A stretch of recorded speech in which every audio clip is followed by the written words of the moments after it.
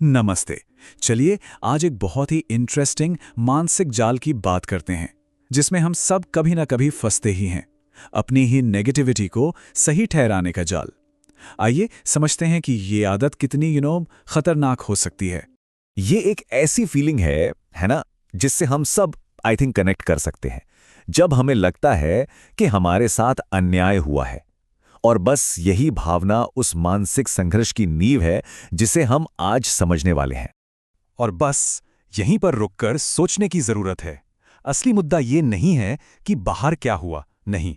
असली मुद्दा ये है कि हमने अपने अंदर उस पर कैसे रिएक्ट किया।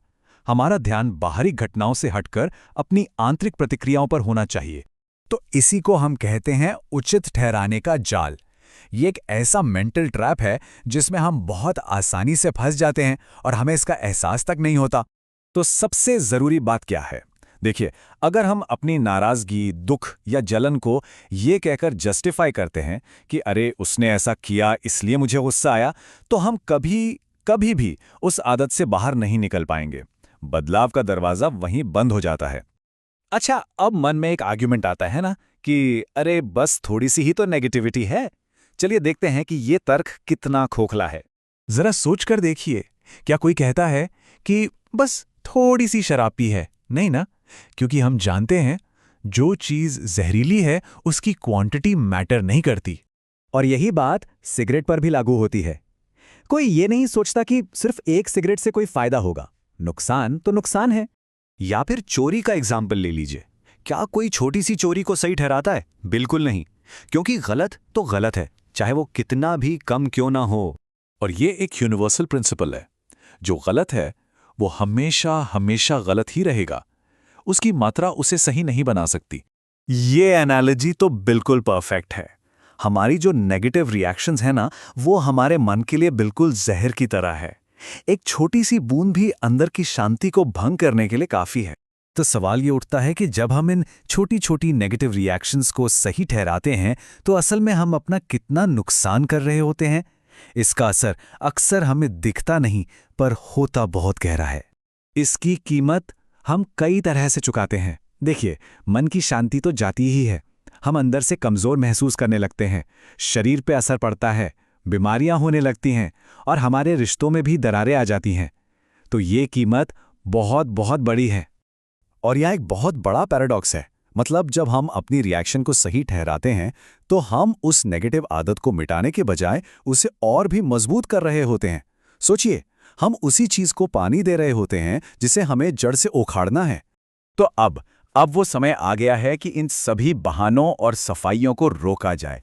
बस बहुत हो गया, अब और नहीं। हमारा मन ना हमें अक्सर ये कहकर धोखा देता है, देखो पहले से कितना सुधार है, मैं पहले 1 घंटा दुखी रहता था, अब सिर्फ 10 मिनट रहता हूं। लेकिन सच्चाई क्या है? सच्चाई ये है कि जब तक जहर पूरी तरह खत्म नहीं हो जाता, हम सेफ नहीं हैं। 10 की जगह 2 सिगरेट पीना सुधार नहीं है, वो अब भी नुकसान ही है। और यही इस पूरी चर्चा का सबसे इंपॉर्टेंट पॉइंट है। इसे याद रखिए। जिस मोमेंट आपने अपनी असहज नेगेटिव रिएक्शन को गलत मान लिया, समझ लीजिए उसी पल आपने बदलाव की ओर पहला कदम बढ़ा लिया। तो रास्ता बहुत सीधा सा है।